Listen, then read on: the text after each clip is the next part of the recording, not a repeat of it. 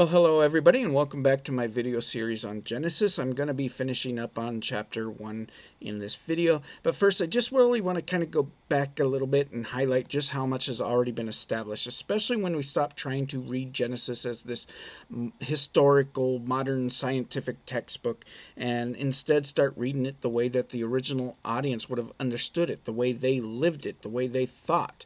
And so we saw that Genesis 1 isn't focused on material creation of all things from nothing, but instead it's rather on how God brought forth function and order out of chaos. And this may be a massive shift for the perspective of many modern readers who have been trained to have to read it in a certain way, otherwise they don't really understand because that's how they were trained to read it. And so it clears up a lot of problems when we read it from the cultural context that has been established in my previous videos, where a lot of people have a lot of problems that they typically run into when they try and force this text into like a modern scientific category. For example, if you remember in a previous video, I was talking about the firmament. When we view it through the ancient world instead of this scientific textbook kind of view, where the cosmos is thought in terms of order and meaning and sacred spaces, it stops being this battleground between the Bible versus science and becomes something that actually is deeper and more profound, and there's no contradictions now with what we see in the world and what's in the Bible. But this not only clears up that issue, it also resolves many other issues, and I want to kind of go over that because as we move between chapter 1 and into chapter 2, you'll kind of see a functional Near Eastern reading of Genesis. It also ends up eliminating the need for the awkward mental gymnastics that comes with the so-called contradictions of Genesis chapter 1 and Genesis chapter 2's two different versions of creation. And this has been a huge problem for those trying to read it in this scientific, historical kind of way of what happened. So people sit there and they're like racking their brains trying to understand how this is and the order and how the order of creation in both chapters seems different. So unless they realize that Genesis 2 isn't retelling the same story, but instead is actually a sequel, not a repeat of what was happening, we'll find something amazing where Genesis 1 goes from humans in general to Genesis 2, where it actually is just zooming in on specifically two humans, Adam and Eve, in a sacred space, which you know probably more as the Garden of Eden. So chapter 2 isn't on humanity as a whole, what Genesis chapter 1 actually is. And once you see that, it also explains a lot of the things that have stumped a lot of other readers, where did Cain get his wife? This has been an issue that atheists love to point out. Think about it. If Adam and Eve were the first and only humans created at the very beginning of time, then Cain's wife becomes a serious issue for the people who want to read it as this so-called accurate kind of scientific exact way it all happened. This isn't just them, but a lot of theologians also have had problems with this, and apologists, they've been trying to patch this problem for a long time because, well, really the simple issue is after Cain killed Abel, he was exiled by God. And Genesis chapter 4, verses 14 through 17, he voices out this idea, this fear, where he's saying, whoever finds me will kill me. And then he ends up going off and marrying a wife and building a city. But if we're meant to believe that humanity consists of only Adam, Eve, Cain, and formerly Abel at this point in time, then who is Cain afraid of? Who is this whoever that might find and kill him? Who is this mysterious wife that he marries? And what kind of city do you think he built with a population of, well, 3?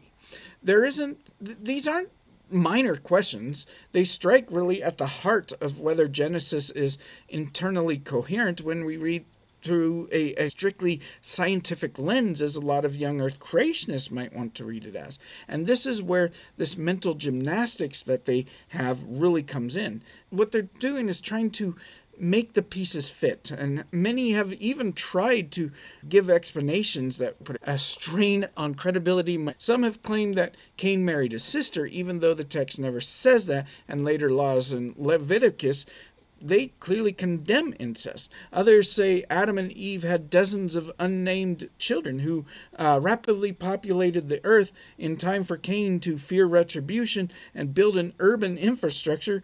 But again, the text offers no timeline, no mention of a massive population boom, and no reason to assume such a huge leap of population. So even some, I'll say, have tried to suggest that God might have created other people off screen, which ironically would undermine their own insistence on what they think is a literate reading of Genesis 1 and 2 as really the comprehensive account of all material creation that they have, right?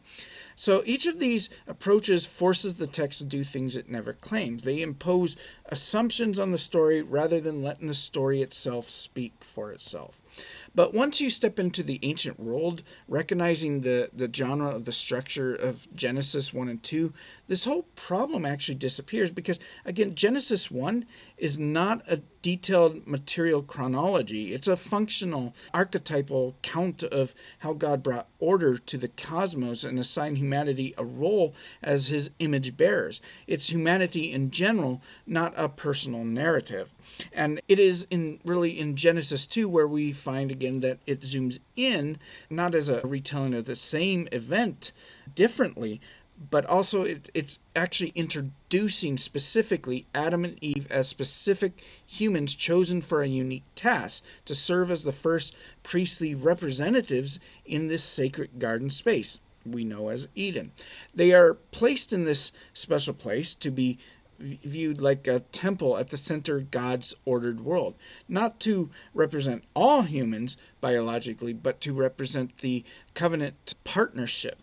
So when Cain is exiled from the sacred place, he's not wandering into some empty wilderness. He's being sent into a broader world that already is populated by others, humans that were created in Genesis 1, who lived outside of the Eden. He fears others because there were others. He marries someone because other people existed. He builds a city because civilization was already unfolding beyond the garden.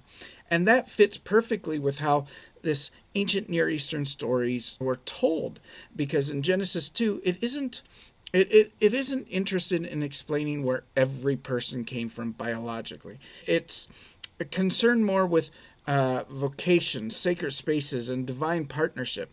It's a story of the beginning of God's project, not a biological origin of where all humans came from. So by reading it through the lens of the original cultural context, we stop forcing it to answer modern questions that it was never designed to address.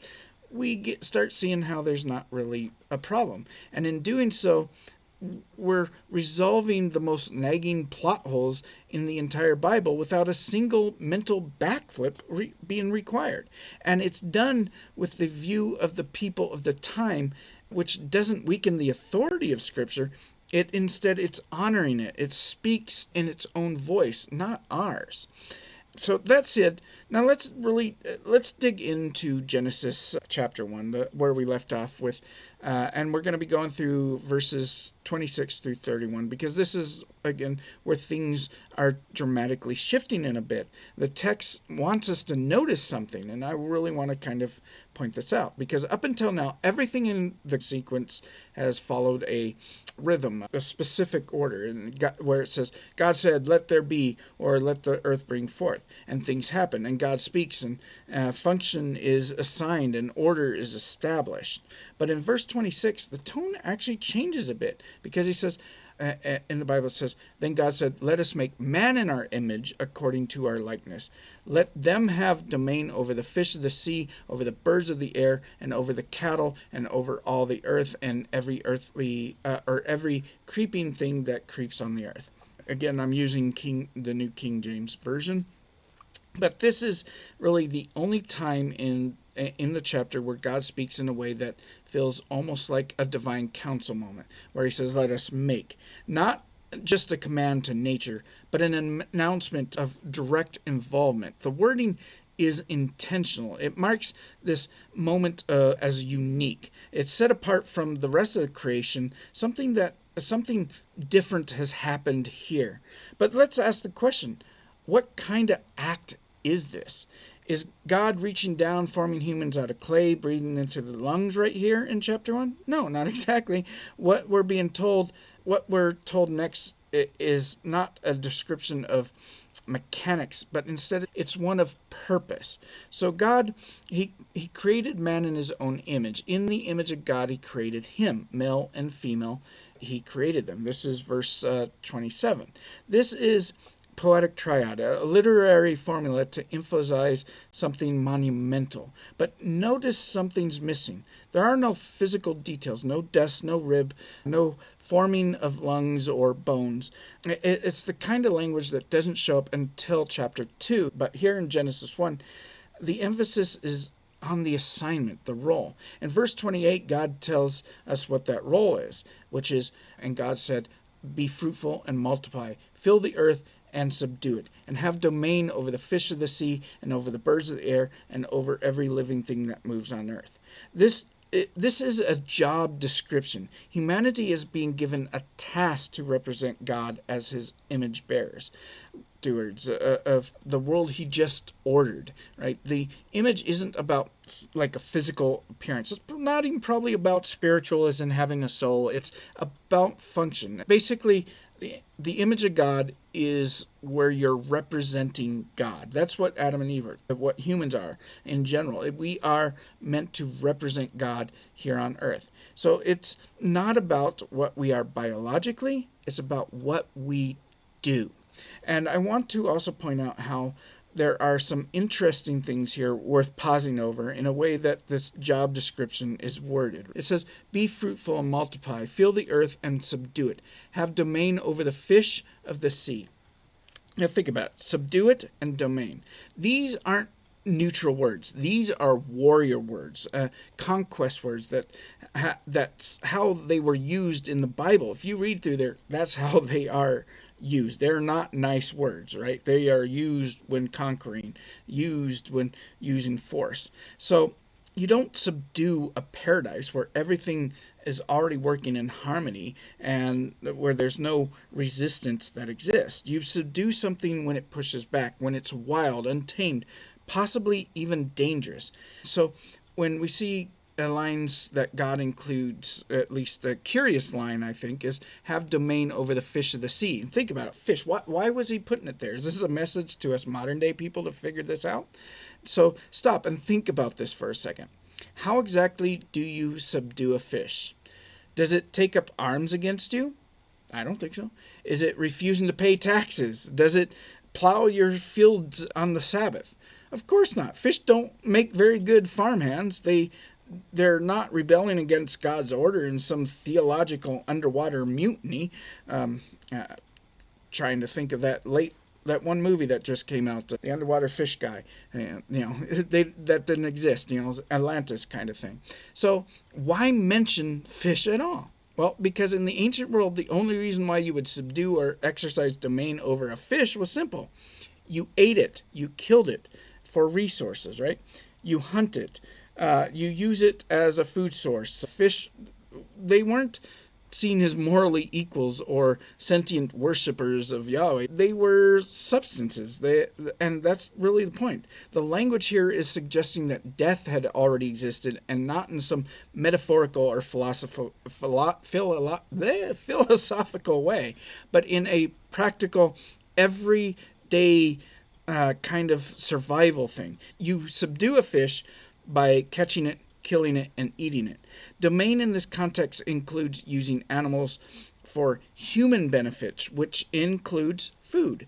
And this opens up a whole new conversation that I don't want to get into now, but I'll say this: I will do a video in the future on how death existed before the fall, because the idea that Genesis teaches a deathless world before sin is not only not in the text, it actually doesn't even make sense of the job description humanity's given here.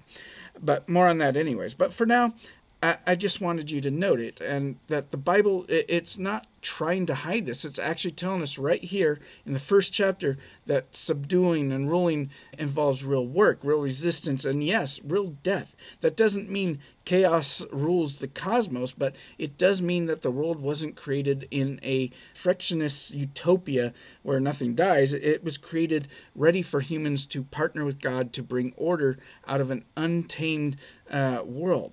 So now let's go get back on track here and look at the words "let us make." In verse 26, this might sound to modern ears like it's signaling material creation, but it actually fits more of a pattern of something else in Genesis 1, assigning function, establishing order, and speaking roles into existence. In fact, the moment doesn't even break this theme. It climaxes it. In a Near Eastern context, when God's temple's created, the last step was to place the image of God inside the temple. But Genesis here, it's flipping that script. God doesn't place lifeless idols in a human-made temple, Garden of Eden. He's placing living, breathing humans, male and female, later on into the cosmic temple he just ordered. He doesn't need an idol to represent him. He already has his image bearers, us. And that's really awesome. It makes you feel really special because that's what we are. We got our purpose right here, right? And this is what Genesis chapter 1, verses 26 through 31 is really doing.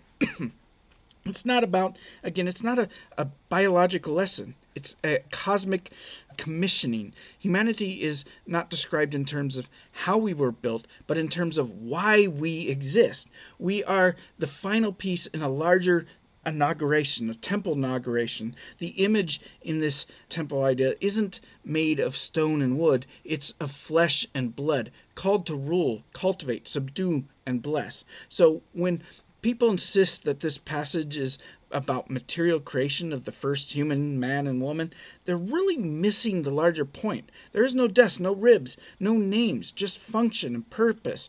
Calling humanity is being called. It's spoken into its role just like light, sky, land, and sea. But our roles are different, higher. We're called to reflect God's rule, His justice, His creativity, His presence into this world He brought out of chaos. And that's not a small detail. That's the whole point. So anyways, now you kind of get a better idea of what this chapter is about. And I really do hope you like this and will continue watching and pressing that subscribe and like button. If you want to see more, make sure you press that bell button so you get notifications that my videos are coming out to continue hearing about chapter 2.